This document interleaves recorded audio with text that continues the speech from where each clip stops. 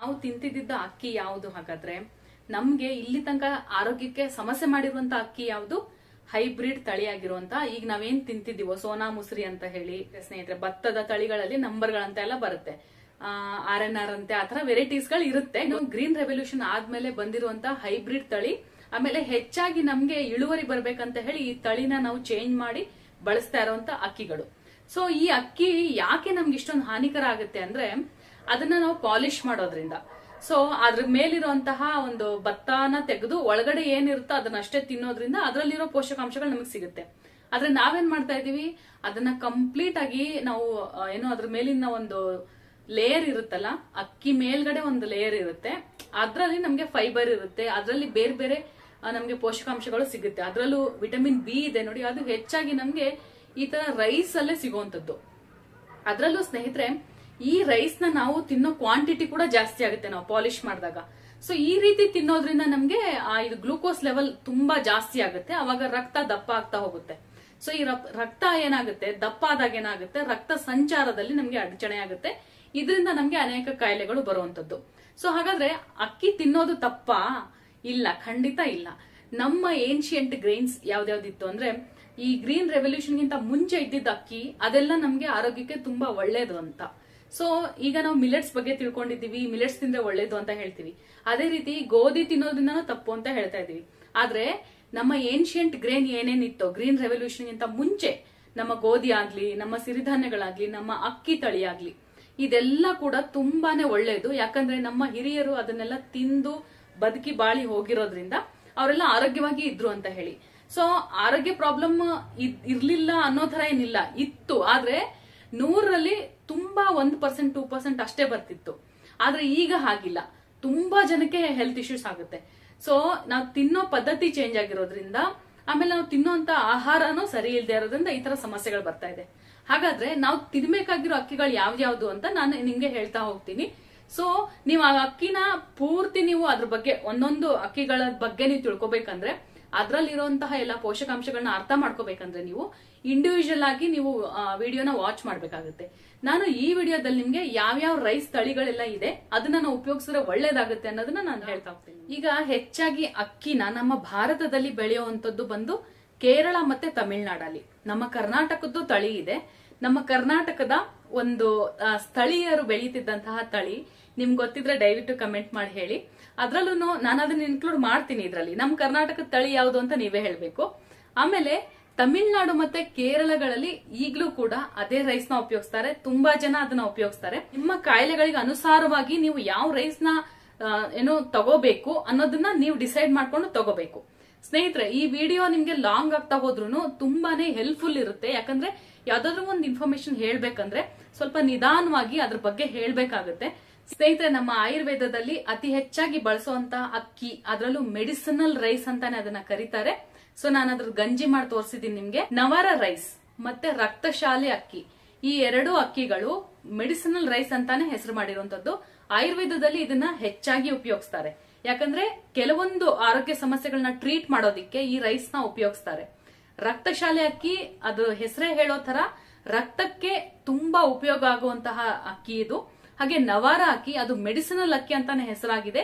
ಯಾಕಂದ್ರೆ ನಮ್ಮ ದೇಹಕ್ಕೆ ಬೇಕಾಗಿರುವಂತ ಪ್ರತಿಯೊಂದು ಮೆಡಿಸಿನಲ್ ಪ್ರಾಪರ್ಟಿ ಕೂಡ ಅದ್ರಲ್ಲಿ ಇರೋದ್ರಿಂದ ನವಾರ ಅಕ್ಕಿ ಇಸ್ ಅ ಬೆಸ್ಟ್ ರೈಸ್ ಅಂತಾನೆ ಹೇಳ್ತಾರೆ. ಏನೇ ಕಾಯಿಲೆ ಇರ್ಲಿ, ನಿಮ್ಗೆ ಯಾವುದೇ ಸಮಸ್ಯೆ ಇರಲಿ, ಇವನ್ ನೀವು ಹೆಲ್ದಿ ಆಗಿದ್ರು ನೀವು ಮುಂದೆ ಹೆಲ್ದಿ ಲೈಫ್ ನ ಲೀಡ್ ಮಾಡ್ಬೇಕಂತ ಇದ್ರೆ ಸ್ನೇಹಿತರೆ, ನವಾರ ಅಕ್ಕಿನ ನಿಮ್ಮ ಒಂದು ಊಟದ ಒಂದು ಭಾಗವಾಗಿ ನೀವು ಬಳಸ್ಕೋಬೇಕು. ಸೊ ಮೊದಲು ನಾವು ಕೆಂಪಕ್ಕಿ ವೆರೈಟಿನ ನೋಡ್ತಾ ಹೋಗೋಣ. ಕೇರಳ ಮ್ಯಾಟಾ ರೈಸ್ ಅಂತ ಉಪಯೋಗಿಸ್ತಾರೆ ಕೇರಳದವರು. ಸೊ ಇದನ್ನ ಪಾಲಿಶ್ ಕೂಡ ಮಾಡ್ತಾರೆ, ಅಂದ್ರೆ ಸೆಮಿ ಪಾಲಿಶ್ ಮಾಡ್ತಾರೆ, ಪೂರ್ತಿ ಪಾಲಿಶ್ ಮಾಡಲ್ಲ, ಸೆಮಿ ಪಾಲಿಶ್ ಮಾಡ್ತಾರೆ. ಆಮೇಲೆ ಪ್ಯಾರಾ ಬಾಯ್ಲ್ಡ್ ಅಂತ ಮಾಡ್ತಾರೆ. ಸೊ ಭತ್ತದಲ್ಲೇ ಇದ್ದಾಗ ಅಕ್ಕಿನ ಬಾಯ್ಲ್ ಮಾಡಿ ಬಳಸುವಂತದ್ದು. Parboiled is a very good variety. ಅದ್ರಲ್ಲೂ ಕೂಡ ಈ ಕೇರಳ ಮ್ಯಾಟಾ ರೈಸ್ ಅಂತ ಅವ್ರು ತಿಂತಾರಲ್ಲ, ಅವ್ರ ಪ್ರತಿದಿನ ದಿನನಿತ್ಯದಲ್ಲಿ ಇದನ್ನ ಉಪಯೋಗಿಸುವಂತಹ ರೈಸ್ ವೆರೈಟಿ ಇದು. ಒಂದ್ ಕಡೆ ನಿಮ್ಗೆ ಫೋಟೋ ನಾನು ತೋರಿಸ್ತಾ ಹೋಗ್ತೀನಿ, ಇನ್ನೊಂದ್ ಕಡೆ ಅದ್ರಲ್ಲಿ ಬರುವಂತಹ ಪೋಷಕಾಂಶಗಳ ಒಂದು ಲಿಸ್ಟ್ ನ ನಿಮ್ಗೆ ಹಾಕ್ತಾ ಹೋಗ್ತೀನಿ, ಇನ್ನು ನೋಡ್ತಾ ಹೋಗ್ಬೋದು. ನೆಕ್ಸ್ಟ್ ಸ್ನೇಹಿತರೆ, ಕುರುವ ರೈಸ್ ಅಂತ, ಇದು ಕೂಡ ಕೇರಳ ಹೆಸರು. ಸೊ ಕುರುವ ರೈಸ್ ಕೂಡ ಇದು ರೆಡ್ ರೈಸ್ ವೆರೈಟಿ. ಅವರು ಕೂಡ ಇದನ್ನ ಪ್ಯಾರಾಬಾಯ್ಲ್ ಮಾಡ್ತಾರೆ, ಇಲ್ಲ ಸೆಮಿ ಪಾಲಿಶ್ ಮಾಡ್ತಾರೆ. ಸೊ ಕೆಲವೊಂದು ಅಕ್ಕಿನ ಸೆಮಿ ಪಾಲಿಶ್ ಮಾಡ್ತಾರೆ, ಕೆಲವೊಂದನ್ನ ಹಾಗೆ ಬಳಸ್ತಾರೆ, ನೀವು ನೋಡ್ತಾ ಇರ್ಬೋದು ಕೆಲವೊಂದು ಅಕ್ಕಿಗಳನ್ನ ಅವರು ಬೇಯಿಸ್ಬೇಕಾದ್ರೆ ಅದನ್ನ ಟೈಮ್ ತಗೊಂಡು ನಿಧಾನಕ್ಕೆ ಬೇಯುತ್ತೆ ಅದು. ಅದ್ರಲ್ಲೂ ಅವ್ರು ಏನ್ ಮಾಡ್ತಾರೆ, ಒಂದು ಓಪನ್ ಪಾತ್ರೆನಲ್ಲಿ ಅದನ್ನ ಬೇಯಿಸ್ತಾ ಹೋಗ್ತಾರೆ. ಸೊ ಆ ಅಕ್ಕಿ ಗಂಜಿ ರೂಪದಲ್ಲಿ ಅವ್ರು ಬಳಸ್ತಾರೆ. ಪ್ರತಿದಿನ ಅವರು ಅದನ್ನ ಗಂಜಿ ಅಂತಾನೆ ಕರೀತಾರೆ. ನೀವು ಮಂಗಳೂರು ಕಡೆ ಅಂದ್ರೆ ಕರಾವಳಿ ಸೈಡ್ ನೀವು ಕೇಳಿರ್ಬೋದು, ಗಂಜಿ ಊಟ ಅಂತಾನೆ ಹೇಳ್ತಾರೆ ಅವರು. ಸೊ ಯಾವುದೇ ರೈಸ್ ನ ನೀವು ಗಂಜಿ ರೂಪದಲ್ಲೇ ಸೇವಿಸ್ಬೇಕು ಅಂತ ಅರ್ಥ ಅದು. ಸೊ ನಮ್ಮ ಹಿರೀಕರು ಹಾಗೆ ಮಾಡ್ಕೊಂಡ್ ಬಂದಿರೋದು. ಆದ್ರೆ ನಾವೇನ್ ಮಾಡ್ತೀವಿ, ಗಂಜಿನ ಸಪರೇಟ್ ಮಾಡ್ದಲೆ ಕುಕ್ಕರ್ ಅಲ್ಲೇ ಬೇಯಿಸ್ಬಿಟ್ಟು ಅನ್ನ ಮತ್ತೆ ಅದು ಸ್ಟಾರ್ಚ್ ನ ನಾವು ಹಾಗೆ ತಿಂತೀವಿ. ಬಟ್ ಅದು ನಮ್ಗೆ ಜೀರ್ಣ ಮಾಡ್ಕೊಳ್ಳೋ ಅಷ್ಟು ಕೆಪಾಸಿಟಿ ನಮ್ಗಿರೋದಿಲ್ಲ. ಅದು ಅಷ್ಟೊಂದು ಅವಶ್ಯಕತೆ ನಮ್ಗಿರಲ್ಲ. ಫಿಸಿಕಲಿ ಅಷ್ಟೊಂದು ಆಕ್ಟಿವಿಟಿ ನಾವ್ ಇರಲ್ಲ. ಬಟ್ ಅದು ಸ್ಟಾರ್ಚ್ ಕೂಡ ನಾವು ಸೇವಿಸ್ತೀವಿ.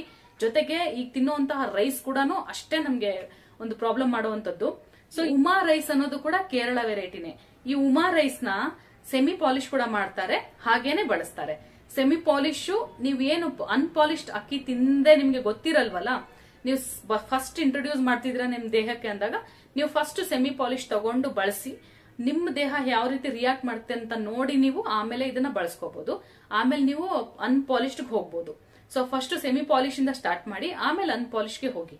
ಕಟ್ಟು ಯಾನಂ ರೈಸ್ ಅಂತ ಇನ್ನೊಂದು ವೆರೈಟಿ ಇದೆ. ಸೊ ಈ ಕಟ್ಟು ಯಾನಂ ರೈಸ್ ಡಯಾಬಿಟಿಕ್ ಫ್ರೆಂಡ್ಲಿ ಅಂತಾನೆ ಹೇಳ್ತಾರೆ. ಡಯಾಬಿಟಿಕ್ ಇರೋರ್ಗೆ ಈ ರೈಸ್ ನ ನೀವು 100% ಕೊಡಿ, ಅವ್ರಿಗೆ ತುಂಬಾನೇ ಬೆನಿಫಿಟ್ ಆಗುತ್ತೆ. ಕೆಲವ್ರಿಗೆ ಈಗ ನಾನು ರೈಸ್ ತಿಂದ್ರೆ ಬೇರೆ ಏನ್ ತಿನ್ಲಪ್ಪ, ಚಪಾತಿ ತಿನ್ನಕ್ಕಾಗಲ್ಲ, ಸಿಲಿಯಾಕ್ ಡಿಸೀಸ್ ಇರೋರ್ಗೆ, ಗ್ಯಾಸ್ಟ್ರಿಕ್ ಪ್ರಾಬ್ಲಮ್ಸ್ ಇರೋರ್ಗೆ ಆಕ್ಚುಲಿ ಚಪಾತಿ ಈಗಿನ ವೆರೈಟಿ ಅದು ಒಳ್ಳೇದಲ್ಲ.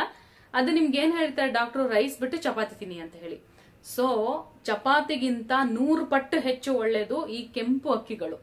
ಸೊ ಇದ್ರ ಬೆನಿಫಿಟ್ಸ್ ಎಲ್ಲ ನೀವು ಸ್ಕ್ರೀನ್ ಮೇಲೆ ನೋಡ್ತಾ ಹೋಗಿ. ಅವರು ಮಾಪಿಳ್ಳೈ ರೈಸ್ ಅಂತ ಇನ್ನೊಂದು ರೈಸ್ ವೆರೈಟಿ ಇದೆ. ಇದು ಮದುವೆ ಆಗಿರೋ ಮದುಮಗನಿಗೆ ಕೊಡುವಂತಹ ರೈಸ್. ಇದು ಯಾಕೆ ಅವ್ರಿಗೆ ಕೊಡ್ತಾರೆ ಅಂದ್ರೆ ಫರ್ಟಿಲಿಟಿಗೆ ತುಂಬಾನೇ ಹೆಲ್ಪ್ ಆಗುತ್ತೆ ಅಂತ. ಈ ಮಾಪಿಳ್ಳೈ ರೈಸ್ ಅಂದ್ರೆ ತಮಿಳಲ್ಲಿ ಅದು ಮಾಪಿಳ್ಳೈ ಅಂದ್ರೆ ಈ ಮದುಮಗ ಅಂತಾನೆ ಹೆಸರು ಮೀನಿಂಗ್ ಬರುತ್ತೆ ಅಂತ ಹೇಳಿ. ಸೊ ಅದು ಒಂದು ವೆರೈಟಿ. ಅದ್ರದ್ದು ಕೂಡ ಬೆನಿಫಿಟ್ಸ್ ನ ನೀವು ನೋಡ್ತಾ ಹೋಗಿ. ಒಂದ್ ಕಡೆ ಅದರದ್ದು ಫೋಟೋನು ನೋಡಿ ನೀವು. ಹಾಗೆ ಇನ್ನೊಂದು ವೆರೈಟಿ ಲಜ್ನಿ ರೈಸ್ ಅಂತ ಹೇಳಿ. ಇದು ಎಷ್ಟು ತೆಳು ಇರುತ್ತೆ ಅಂದ್ರೆ ಸ್ನೇಹಿತರೆ, ನಮ್ಮ ಜೀರಿಗೆ ಇರುತ್ತೆ ನೋಡಿ, ಅದಕ್ಕಿಂತ ತೆಳು ಇರುತ್ತೆ ರೈಸ್. ತುಂಬಾ ಚೆನ್ನಾಗಿರುತ್ತೆ ಇದು. ಹಾಗೆ ಇದ್ರದ್ದು ಬೆನಿಫಿಟ್ಸ್ ನೀವು ಬಳಸ್ತಾ ಹೋಗ್ಬೇಕು. ಅಷ್ಟು ಅದ್ಭುತವಾದ ವೆರೈಟಿ ರೈಸ್ ಇದು. ನೋಡಕ್ಕೆ ಎಷ್ಟು ಚೆನ್ನಾಗಿ ಕಾಣುತ್ತೆ ಅಂದ್ರೆ ನೋಡ್ತಾ ಇದ್ರೇನೆ ಖುಷಿ ಆಗುತ್ತೆ. ಈ ರೈಸ್ ಅಷ್ಟು ಚೆನ್ನಾಗಿದೆ ಇದು. ಕರುಂ ಗುರುವಾಯಿ ಅಂತ ಅಂದ್ರೆ ಇದು ಕೂಡ ರೆಡ್ ರೈಸ್ ವೆರೈಟಿನೇ. ಇದ್ರಲ್ಲಿ ಇದು ಮತ್ತೆ ನವಾರ ರೈಸ್ ಸಿಮಿಲರ್ ಆಗಿ ಕಾಣುತ್ತೆ, ಬಟ್ ಬೆನಿಫಿಟ್ಸ್ ಗಳು ಬೇರೆ ಬೇರೆ ಆಗ್ತಾ ಹೋಗುತ್ತೆ. ಈ ಎಲ್ಲಾ ರೆಡ್ ರೈಸ್ ವೆರೈಟಿಗಳು ನೀವು ಎಲ್ಲಾ ಏಜ್ ಗ್ರೂಪ್ ಅವರು ತಿನ್ಬೋದು. ಎಲ್ಲಾ ಬಾಣಂತಿಯರು, ಪ್ರೆಗ್ನೆನ್ಸಿ ಇರೋರು, ಆಮೇಲೆ ಮಕ್ಕಳು, ಚಿಕ್ಕ ಮಕ್ಕಳು, ಬೆಳೀತಾ ಇರೋ ಮಕ್ಕಳು, ಆಮೇಲೆ ನೀವು ಆರೋಗ್ಯಕರವಾದ ಲೈಫ್ ಸ್ಟೈಲ್ ಲೀಡ್ ಮಾಡ್ತಾ ಇದ್ರೆ ನೀವು ಈ ರೈಸ್ ನ ನಿಮ್ಮ ಲೈಫ್ ಅಲ್ಲಿ ಇನ್ವಾಲ್ವ್ ಮಾಡ್ಕೊಳ್ಳೇಬೇಕು ಸ್ನೇಹಿತರೆ. ನೆಕ್ಸ್ಟ್ ರೈಸ್ ಅಂತ ಹೇಳಿ ಕುಲ್ಲಾಕರ್ ರೆಡ್ ರೈಸ್. ಇದು ಸೆಮಿ ಪಾಲಿಶ್ ತಗೊಂಡು ನೀವು ಬಳಸಿ ನೋಡಿ, ತುಂಬಾ ಚೆನ್ನಾಗಿರುತ್ತೆ ಇದು ರೈಸು. ನಾನ್ ಹೇಳ್ತಾ ಇರೋ ರೈಸ್ ಎಲ್ಲ ಎಲ್ಲಿ ಸಿಗುತ್ತಪ್ಪ ಅಂತ ನೀವು ಹೇಳ್ಬೋದು. ನಾನು ತರಿಸಿ ಬಳಸುವಂತಹ ಒಂದು ವೆಬ್ಸೈಟ್ ಬಂದ್ಬಿಟ್ಟು ಇದು ತಮಿಳ್ನಾಡ್ದೆ ಬಯೋ ಬೇಸಿಕ್ಸ್ ಅಂತ ಹೇಳಿ.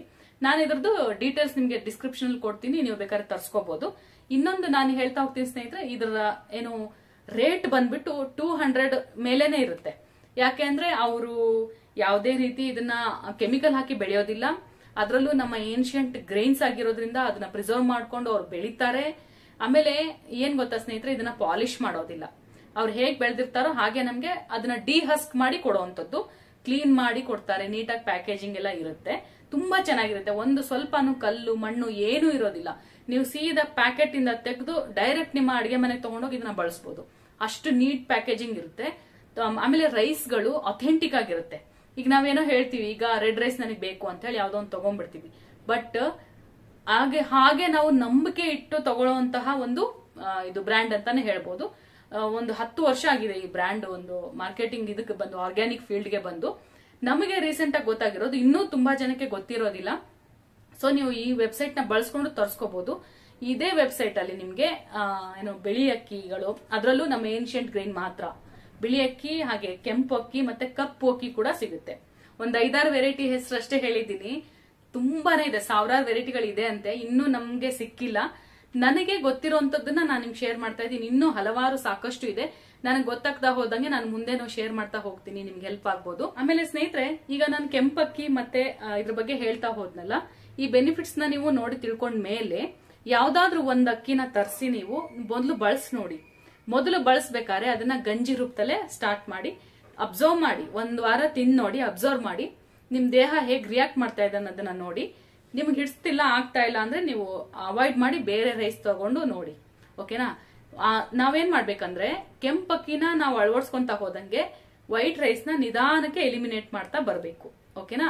ಈಗ ನೀವು ತಿಂತಾ ಇದ್ದಾಗ ನಿಮ್ಗೆ ಗೊತ್ತಾಗಲ್ಲ, ನಿಮ್ಗೆ ಸಾಫ್ಟ್ ನೇಚರ್ ತಿಂದು ರೂಢಿ ಇರುತ್ತೆ. ಈ ಅಕ್ಕಿ ಉದ್ರಾಗಿರ್ಬೇಕು, ಸಾಫ್ಟ್ ಆಗಿರ್ಬೇಕು, ಬೆಳ್ಳಗಿರ್ಬೇಕು, ಚೆನ್ನಾಗಿರ್ಬೇಕು, ಆಮೇಲೆ ಯಾವುದೇ ಸಾಂಬಾರ್ ಪಲ್ಯ ಹಾಕೊಂಡಾಗ ತುಂಬಾ ಟೇಸ್ಟಿಯಾಗಿರ್ಬೇಕು ಅನ್ನೋದು ಅದು ನಮ್ಮ ನಾಲ್ಗೆಗೆ ನಾವು ತೋರಿಸ್ಬಿಟ್ಟಿದೀವಿ. ಆದ್ರೆ ಈ ಸಾಫ್ಟ್ ಇಂದ ಹೋಗಿ ಸ್ವಲ್ಪ ರಫ್ ಇರುವಂತ ಅನ್ನ ತಿಂದಾಗ ನಮ್ಗೆ ಆಗಲ್ಲ, ಅಂದ್ರೆ ಎಮೋಷನಲಿ ನಾವು ಬ್ರೇಕ್ ಡೌನ್ ಆಗ್ತೀವಿ. ಸೊ ಅದಕ್ಕೆ ನಿಧಾನಕ್ಕೆ ಎಲಿಮಿನೇಟ್ ಮಾಡ್ತಾ ಬನ್ನಿ. ಬೇಡಪ್ಪ ಇವ್ರು ಹೇಳ್ಬಿಟ್ಟಿದ್ದಾರೆ ನಾವು ಕೆಂಪಕ್ಕಿ ತಂದು ವೈಟ್ ಅಕ್ಕಿ ಸೈಡ್ಗೆ ಇಟ್ಬಿಟ್ಟು ಕೆಂಪಕ್ಕಿ ತಿನ್ಬಿಡೋಣ ಅಂತಲ್ಲ, ಹಾಗಲ್ಲ. ನಿಧಾನಕ್ಕೆ ಎಲಿಮಿನೇಟ್ ಮಾಡ್ತಾ ಹೋಗಿ, ಹಾಗೆ ನಿಧಾನಕ್ಕೆ ಅದನ್ನ ಅಳವಡಿಸ್ಕೊಂತ ಹೋಗಿ. ಆಮೇಲೆ ನಿಮ್ಗೆ ಗೊತ್ತಾಗುತ್ತೆ ಅದ ಹೇಗೆ ನನ್ನ ದೇಹಕ್ಕೆ ರಿಯಾಕ್ಟ್ ಆಗ್ತದೆ ಅಂತ. ಇನ್ನೊಂದು ಪಾಯಿಂಟ್ ಹೇಳಕ್ಕೆ ಇಷ್ಟಪಡ್ತೀನಿ ಸ್ನೇಹಿತರೆ, ನಾವು ಬಿಳಿ ಅಕ್ಕಿನ ಒಂದು ಇಬ್ರು ಇರೋ ಫ್ಯಾಮಿಲಿಗೆ ಒಂದು 10 kg ನಿಮ್ಗೆ ರೈಸ್ ಬೇಕು ಅನ್ಕೊಳ್ಳಿ. ಆದ್ರೆ ಕೆಂಪಕ್ಕಿ ನಾನ್ ನೋಡ್ದಾಗೆ ಒಂದು ವಾರಕ್ಕೆ ನಮ್ಗೆ 1 ಕಿಲೋ ಅಷ್ಟೇ ಸಾಕು. 1 ಕಿಲೋ ಅಕ್ಕಿ ನಂಬ್ತೀರಾ ನೀವು? 1 ಕಿಲೋ ಅಲ್ಲ, 1 ವಾರ ಆಗುತ್ತೆ. ಸೊ ನೀವು ಅಮೌಂಟ್ ನ ಹಾಗೆ ಕ್ಯಾಲ್ಕುಲೇಷನ್ ಮಾಡ್ಕೋಬಹುದು, ಯಾವ ಅಕ್ಕಿ ಬೆಸ್ಟ್ ಅಂತ ಹೇಳಿ. ಆದ್ರೆ ಹೆಲ್ತ್ ಕೂಡ ಚೆನ್ನಾಗಿರುತ್ತೆ, ನಮ್ಮ ಬಜೆಟ್ ಫ್ರೆಂಡ್ಲಿ ಆಗಿರುತ್ತೆ ಅಂತ ನೀವೇ ಥಿಂಕ್ ಮಾಡಬಹುದು. ನಮ್ಗೆ 5 kg ಕೆಂಪಕ್ಕಿ ಸಾಕು 1 ತಿಂಗಳಿಗೆ, ಆದ್ರೆ ಬಿಳಿ ಅಕ್ಕಿ 25 kg ಚೀಲ ಬೇಕಾಗುತ್ತೆ. ಸೊ ನೀವೇ ಯೋಚನೆ ಮಾಡಿ ನೋಡಿ. ಆಮೇಲೆ ರೈಸ್ ಗಳ ಬಗ್ಗೆ ತಿಳ್ಕೊಳ್ಳಿ. ವಿಡಿಯೋ ಇಷ್ಟ ಆಗಿದ್ರೆ ಖಂಡಿತ ನನ್ನ ಚಾನೆಲ್ ಸಬ್ಸ್ಕ್ರೈಬ್ ಮಾಡ್ಕೊಂಡು ನೋಡಿ ಸ್ನೇಹಿತರೆ. ಧನ್ಯವಾದಗಳು.